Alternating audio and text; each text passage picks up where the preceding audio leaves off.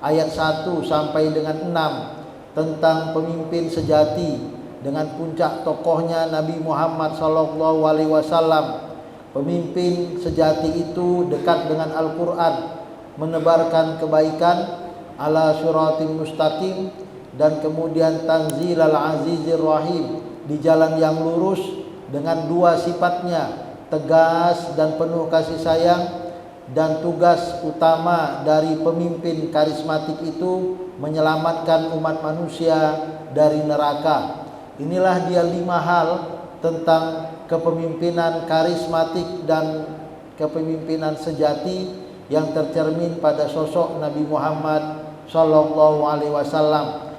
Hari ini kita melanjutkan ayat 7 sampai 12, 6 hal bagaimana menjadi pendengar yang baik dari apa-apa yang telah disampaikan berupa kebaikan, ataupun mendengar yang baik dari apa-apa yang buruk yang tak layak untuk kita dengarkan.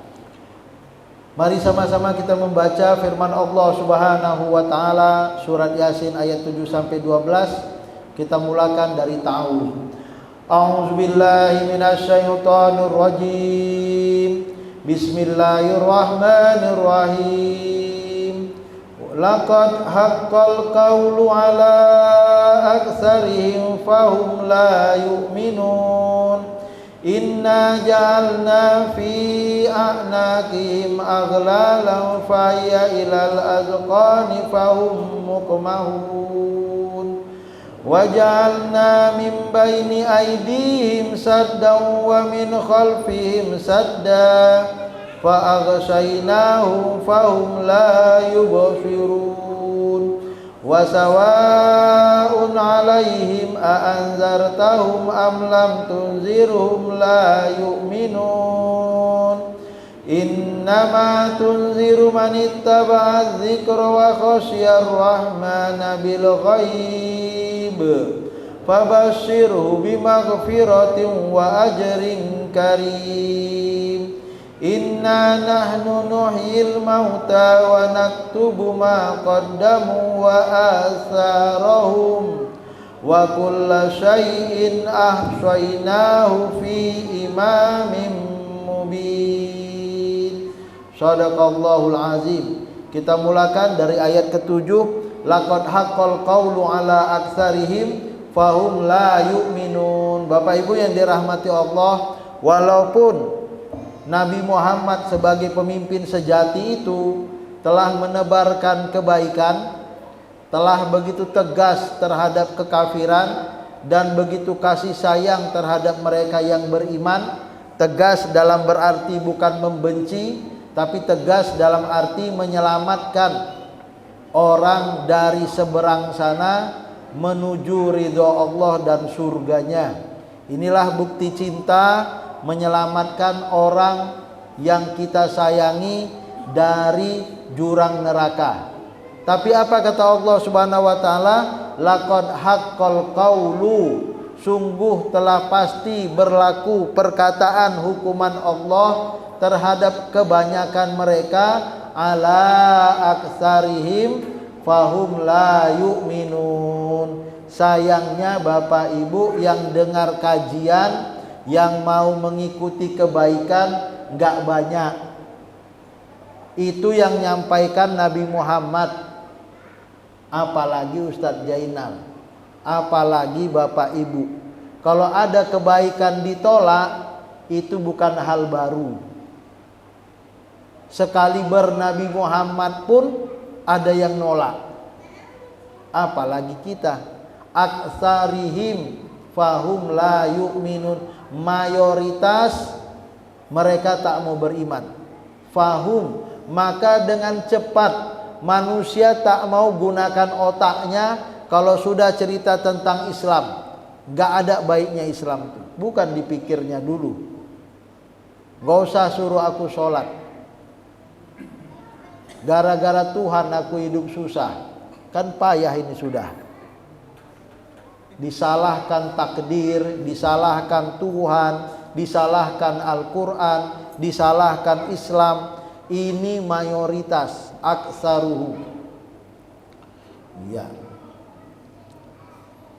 Jika orang dengan sengaja dan tetap berkepala batu tidak mau beriman, tidak mau menerima petunjuk peringatan, innama tunziru man ittaba'a dzikra, ya kan? Dikasih tahu supaya mengikuti yang terbaik. Akibatnya kasih Allah akan terkikis dari mereka.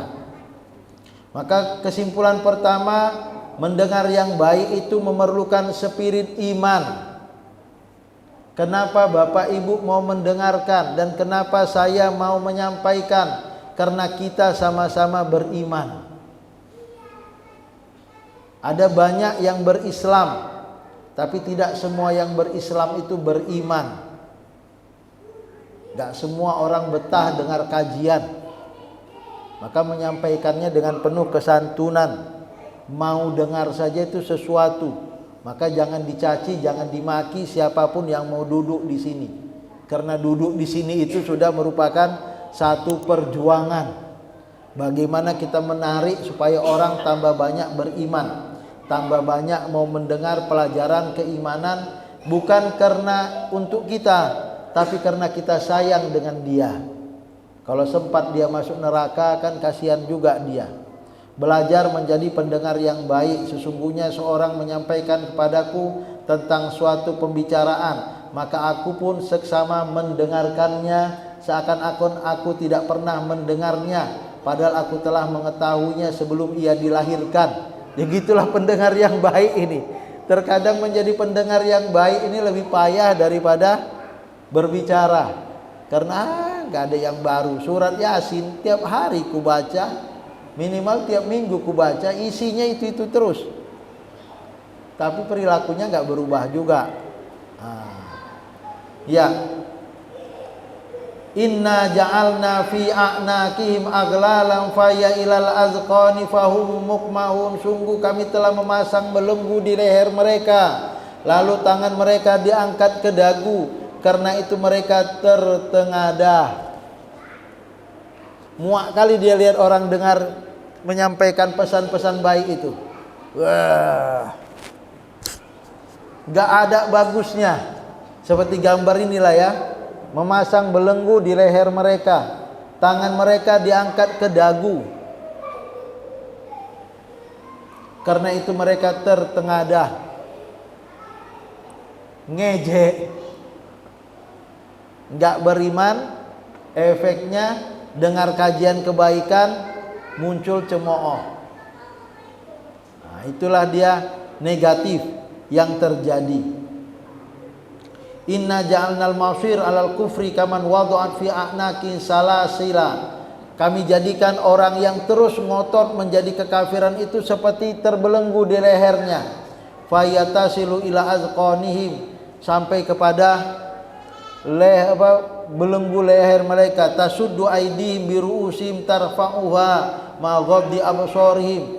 Kepalanya dengan mata tertutup, fala yastati'una yuharriku ru'us liyarau, akhirnya tak bisa melihat. Inilah gambaran bagaimana manusia telah tercucuk hidungnya. Kafir adalah manusia yang tercucuki hidungnya di hadapan setan.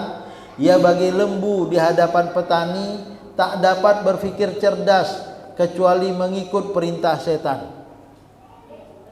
Maka pelajaran kedua, kalau tadi mendengar itu karena panggilan iman, kafir manusia terbelenggu oleh setan, sehingga dengar kajian itu payah.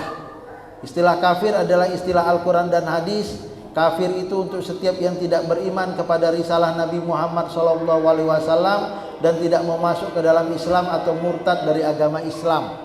Jadi mereka ini terkadang Bapak Ibu yang kita sayangi, ada manusia terlahir muslim mati murtad.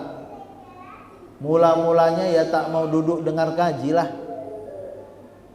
Akhirnya tak mau mengikuti kebaikan Islam. Akhirnya tak mau tahu apa itu Islam.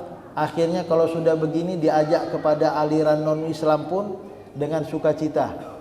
Karena memang sudah dirinya sendiri tak suka dengan Allah, tak suka dengan malaikat, suka dengan setan, suka dengan nafsu.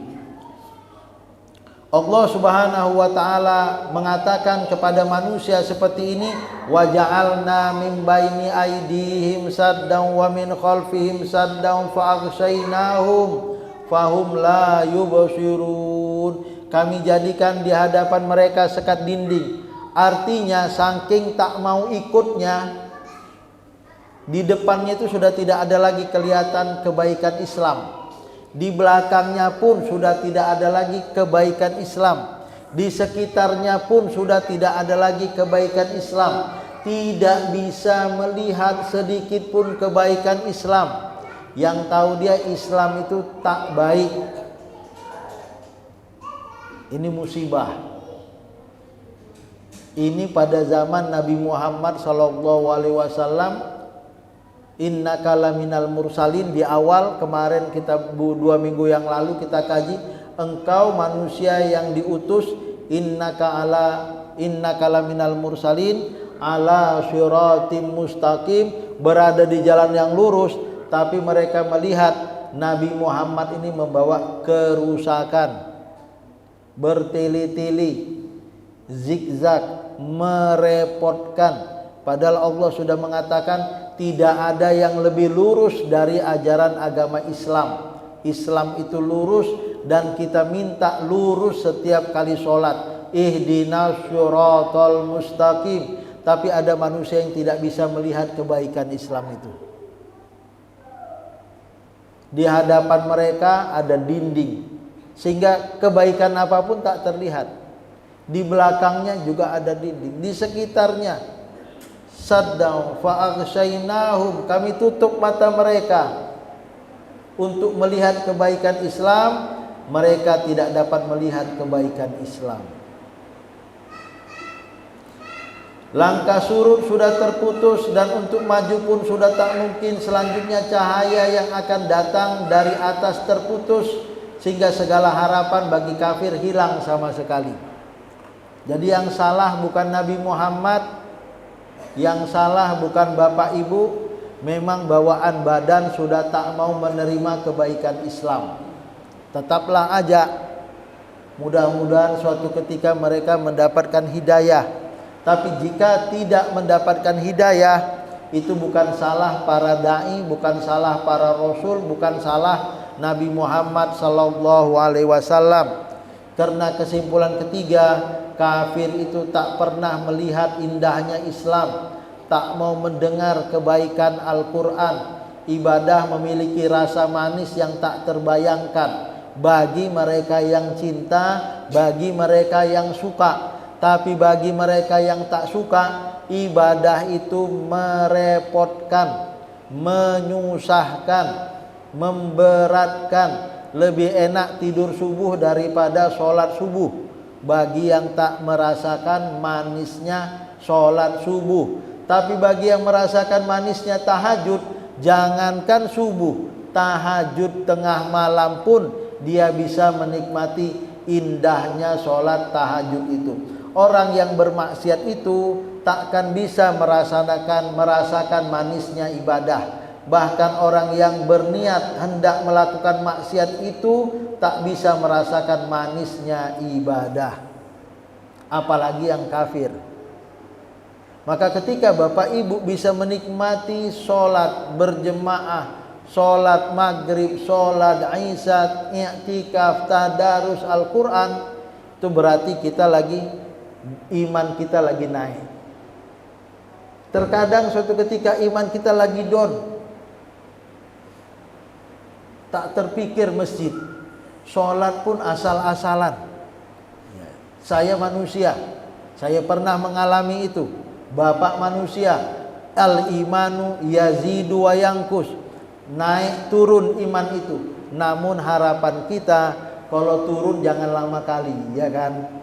Nah, turun tapi habis itu cepat sadar, astagfirullahalazim, astagfirullahalazim, banyak-banyak istighfar sehingga kembali stabil, kalau bisa naik.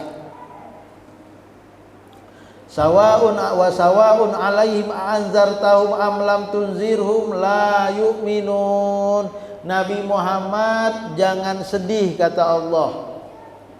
Kau beri peringatan kepada mereka, dan kamu tidak beri peringatan kepada mereka kalau mereka memilih kekafiran, agak payah dan sulit bagi mereka untuk beriman. Ini menghibur Nabi Muhammad dan ini tidak menyurutkan Nabi Muhammad untuk terus berdakwah.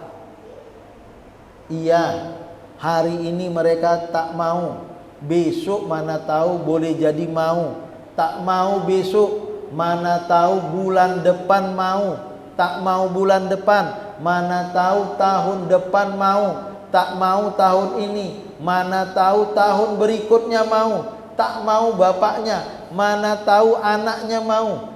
Wah, Nabi Muhammad sallallahu alaihi wasallam kalau dalam berdakwah, beliaulah contoh teladan kita. Enggak ada kapoknya, enggak ada bosannya, enggak ada mengeluhnya. Walaupun kata Allah, kau kasih peringatan, enggak kau kasih peringatan, enggak beriman. Udah, semampumu saja. Fazakir innama anta muzakir. Kau beri peringatan sudah cukup. Enggak usah kau paksa orang. Lasta alaihim bimusaytir. Jangan ngebet kali. Tapi tetap saja Nabi Muhammad teladan kita ngajak. Bukan karena Nabi Muhammad ingin banyak followersnya, bukan cari banyak pengikutnya. Tapi Nabi Muhammad sangat sedih kalau kita masuk neraka. Nabi Muhammad sangat senang kalau kita masuk surga. Jadi sebenarnya Nabi Muhammad berdakwah untuk kebaikan umatnya.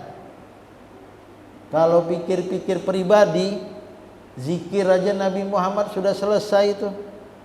Duduk manis cantik waktu sholat, azan, sholat dia. Habis itu pulang rumah tidur dia. Nanti habis itu ada lagi azan berikutnya, sholat lagi. Pulang istirahat, main-main atau gimana, canda dengan istri dan anak-anak. Habis itu masuk waktu maghrib, sholat lagi. Baca Quran sampai isya. Habis itu pulang tidur lagi. Gitu saja sudah masuk surga. Tapi Nabi Muhammad tidak demikian. Walaupun kata Allah, ya sudah, jangan paksakan diri. Tetaplah Nabi Muhammad itu senang kalau bangsa kafir Quraisy berbondong-bondong masuk Islam. Dan itulah yang terjadi. Di akhir masa Nabi Muhammad hampir 100.000 orang yang masuk Islam. 100.000. Kalau dipukul-pukul itulah dia jumlah jemaah haji wada, haji pertama dan haji terakhir yang dilakukan oleh Nabi Muhammad sallallahu alaihi wasallam.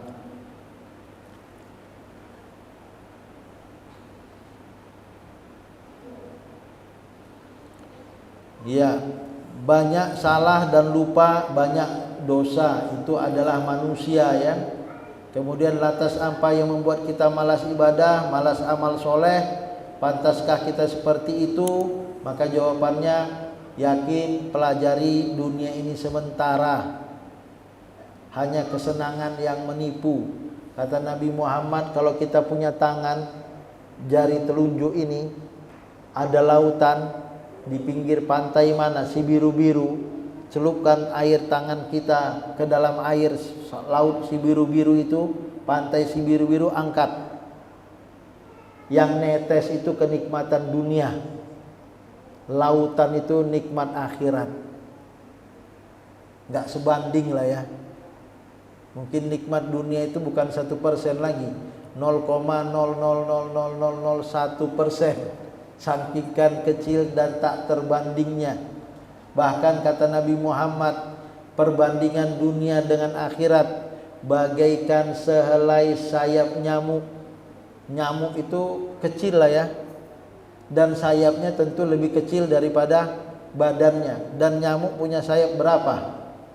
2 atau 4? Berapa sayap nyamuk? 2. 1 kiri 1 kanan, atau 2 kiri 2 kanan. Saking kecilnya jarang kita hitung ya. Buatlah 1 kiri 1 kanan. Sehelai sayap nyamuk ini adalah dunia. Dunia itu sehelai sayap nyamuk, kata Nabi Muhammad sallallahu alaihi wasallam.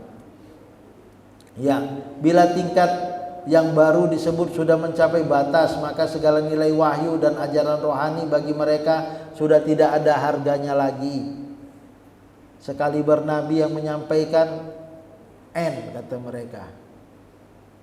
Buat apalagi berdakwah kepada mereka? Jawabannya terdapat pada ayat berikutnya. Kafir itu manusia yang keras kepala, orang yang paling dibenci Allah. Orang yang paling dibenci Allah Subhanahu wa taala adalah orang yang sangat keras membantah dan berdebat ya terhadap iman. Innama tunziru man ittaba'a dzikra wa khasyar rahmana bil ghaib fabashshirhu bimaghfiratin wa ajrin karim. Inilah dia. Siapa yang menjadi pendengar terbaik itu, siapa yang mau duduk mendengar ngaji Al-Quran itu, siapa yang mau membaca dan mendengarkan Al-Quran itu, hanya mereka yang mau mendengar peringatan, yaitu orang-orang yang mau mengikuti peringatan. Ittaba'az dzikra, ya, manittaba'az dzikra, yang mau mendengar zikir. Zikir artinya yang mau mendengar Al-Quran, yang mau mendengar kalimatut tauhid, yang mau mendengar kalimatut takbir, yang mau mendengar kalimatut tasbih, yang mau mendengar azan berkumandang. Ada orang dengar azan sakit kepalanya. Ada. Nah gitu ya kan. Ada orang baca sholawat sakit kepalanya. Ada orang dibacakan takbir sakit kepalanya. Ini tanda-tanda orang yang tak mau menjadi orang baik. Dibacakan Al-Quran, udah, ini kantor bukan masjid, baca Al-Quran di masjid sana. Jangan kau bawa-bawa Quran di kantor ini. Sakit kepalanya. Ittaba'az dzikra. Kebalikan. Kita zikir itu enak. Subhanallah, subhanallah, subhanallah, subhanallah. Alhamdulillah, alhamdulillah. La ilaha illallah, la ilaha illallah. Allahu akbar, Allahu akbar, Allah. Hati tenang. Ala bizikrillahi tatmainnul qulub. Bagi yang menikmati zikir, ini adalah healing terbaik. Nah, orang healingnya supaya hatinya tenang pergi ke Bali. Pulang sakit kepalanya. Habis ku gesek. Ya Allah, padahal budgetnya cuma sekian. Ini kok akhirnya lebih dari yang ku targetkan. Maunya bahagia. Akhirnya malah merepet istri di rumah, sakit kepala. Tidak ada healing terbaik melebihi zikir, melebihi sholat, melebihi baca Quran. Kami ini, kata istri, jalan-jalannya cuma ke masjid katanya, nggak jalan-jalan ke pantai. Karena ini jalan-jalan yang paling membahagiakan, ya ke masjid lah, ya kan? Ada orang dengar kajian sakit kepala. Kita kalau sakit kepala dengar kajian biar sembuh, ya kan? Kalau sakit kepala kita, kalau saya sakit badan, ngaji, ceramah, sembuh. Gitu ya kan? Karena ini sudah menjadi bagian dari obat, ya kan? Itulah kata Allah, ala bizikrillahi tatmainnul qulub wa khasyar rahman. Takut kepada Tuhan yang Maha Kasih. Kita segan sekali dengan ayah mak kita karena ayah mak kita sayang kali dengan kita.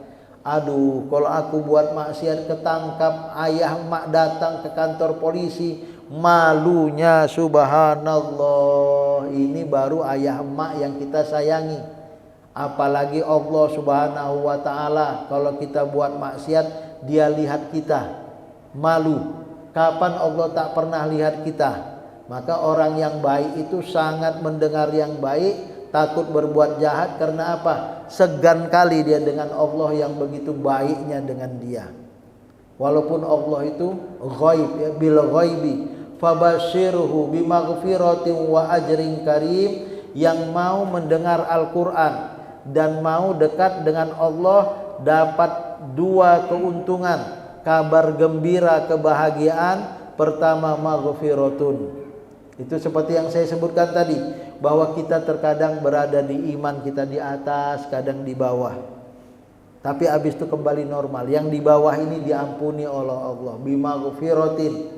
Dan tidak saja itu, ketika iman kita naik, Allah tambah lagi wa ajrin karim, pahala yang mulia. Apa sih yang paling mulia menurut Bapak di dunia ini? Apa sih yang paling mulia menurut Ibu di dunia ini? Kalau dapat itu, Ibu menjadi mulia, Bapak menjadi mulia. Jadi presiden. Ya. Jadi presiden jadi mulia. Atau jadi gubernur jadi mulia. Apa sih menurut Bapak Ibu kalau Ibu Bapak dapat jadi mulia? Naik pangkat, jadi profesor, jadi mulia. Atau apa? Rumah baru jadi mulia, mobil mahal jadi mulia. Oke lah, mulia, nggak bisa kita nafikan. Itu semua adalah kemuliaan. Tapi itu kemuliaan semu. Saya pernah punya mobil baru, pernah. Sekarang udah 3 tahun, udah gak baru lagi. Waktu mobil baru agak senang lah ya, mulia. Terakhir biasa-biasa saja. Ya kan? Dulu pernah senang jadi profesor, lama-lama biasa-biasa saja. Ya kan? Artinya kebahagiaan di dunia itu oke lah, tapi itu nggak selamanya. Tapi kebahagiaan di surga itulah kemuliaan sesungguhnya. Yang memberi appreciate langsung Allah.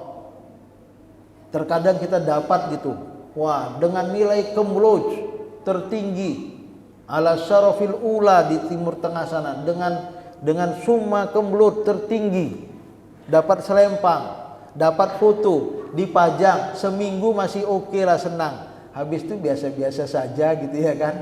Belum tentu langsung diterima di pegawai negeri atau di kantor atau di kampus tempat kita bekerja, walaupun sudah nilainya paling bagus. Ya kan?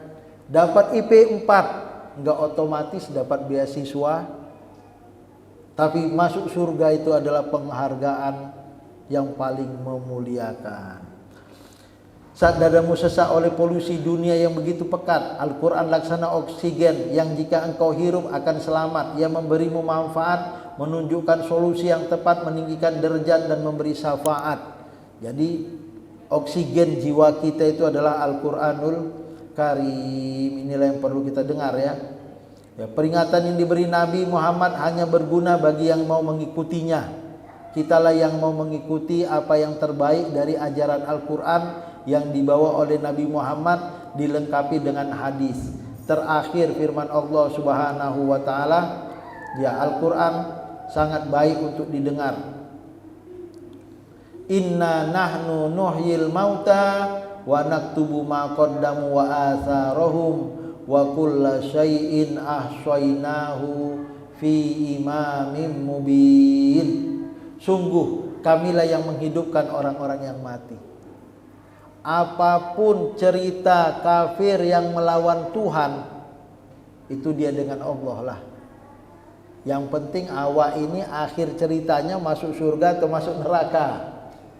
Kita hanya bisa mengajak siapapun, pasangan hidup kita, suami atau istri, anak-anak kita ke jalan yang benar.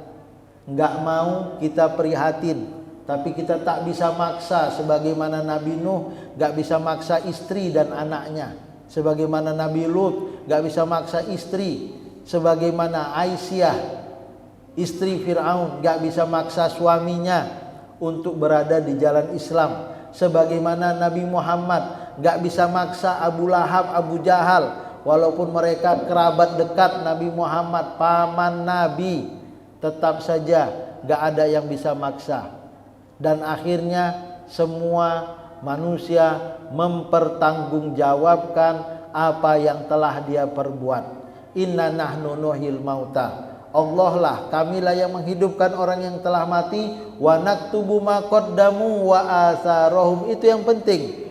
Bukan mati selesai masalah. Semuanya telah tercatat.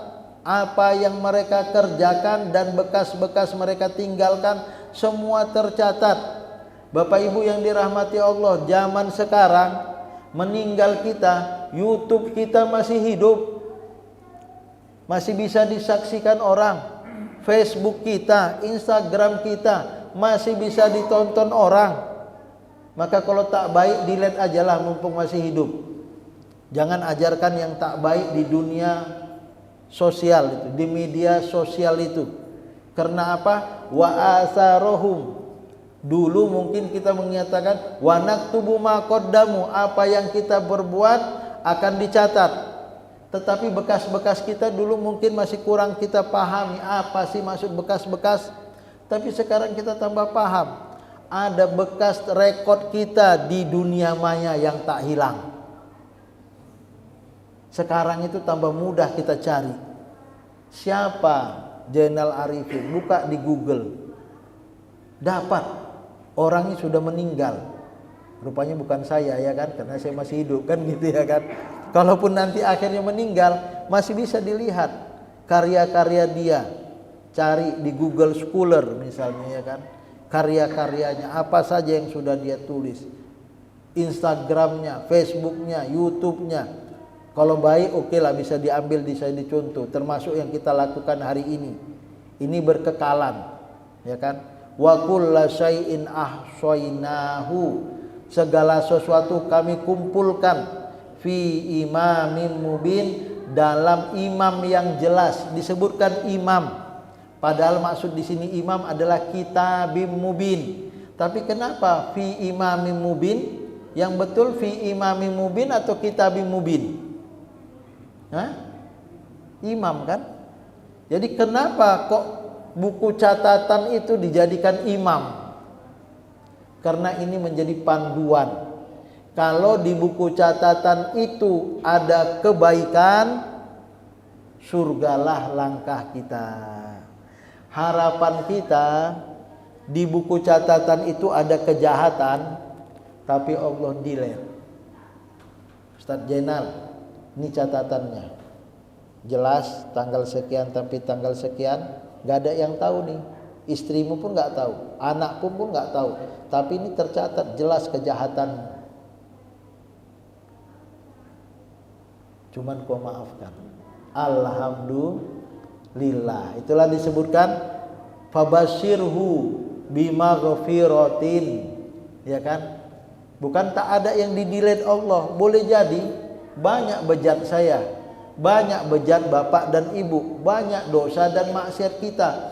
Alhamdulillah karena mau dengar yang baik seperti malam hari ini, udahlah dapat kabar gembira, semua dosa kita di-delete Allah.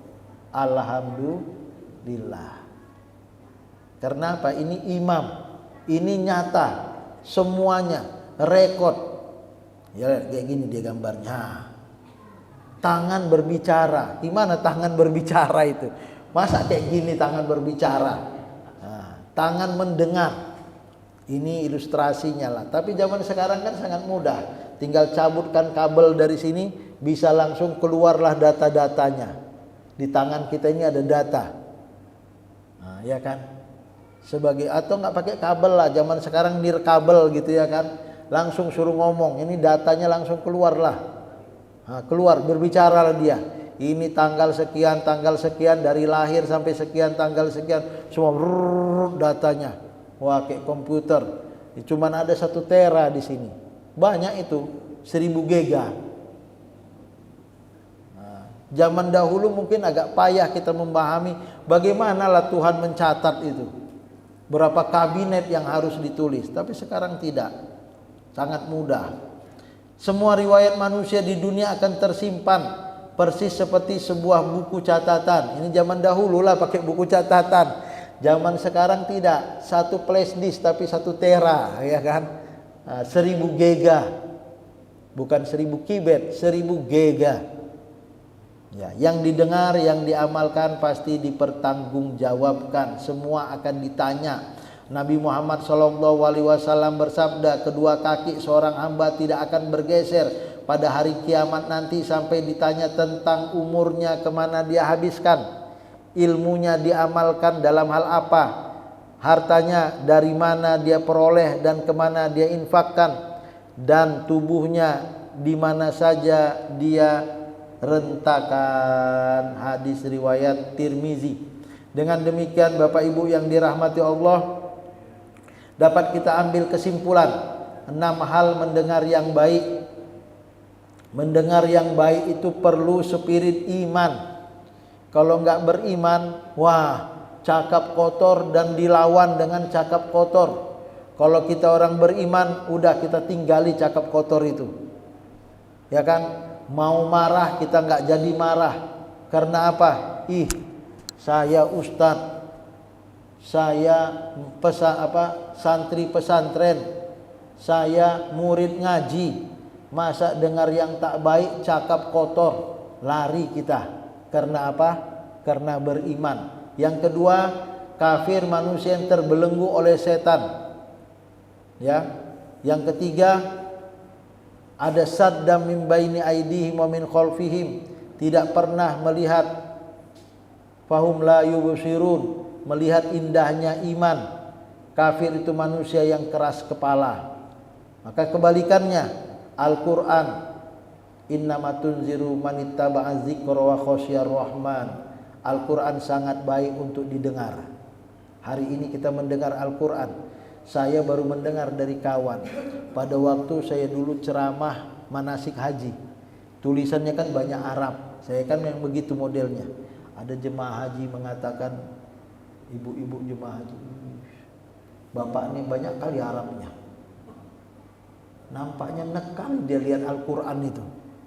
Masa jemaah haji lihat Al-Quran gimana gitu? Gak iya. Ini mau berangkat haji, lihat Al-Quran yang berbahasa Arab itu gimana, nolak.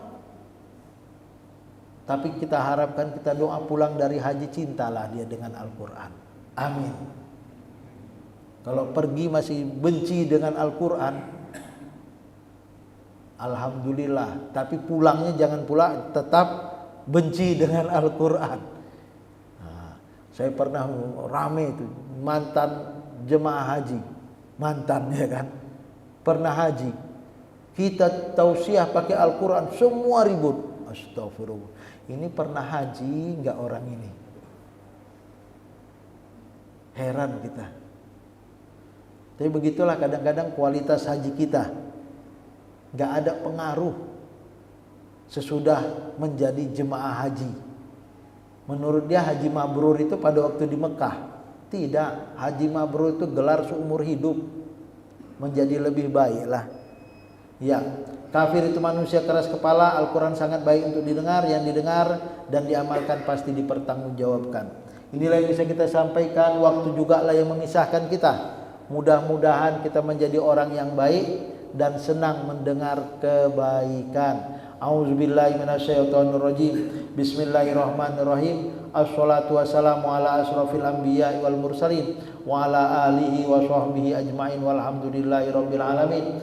Rabbana hablana min azwajina wa dzurriyyatina qurrata a'yun waj'alna lil muttaqina imama. Allahumma ij'alil Qur'anal 'azima rabi'a qulubina wa nura sudurina wa jala ahzanina wa zahaba humumina. Allahumma habib ilainal iman wa zayyinhu fi qulubina wa karrih ilainal kufra wal fusuq wal isyan waj'alna minar rasyidin. Rabbana atina fid dunya hasanah wa fil akhirati hasanah wa qina azabannar.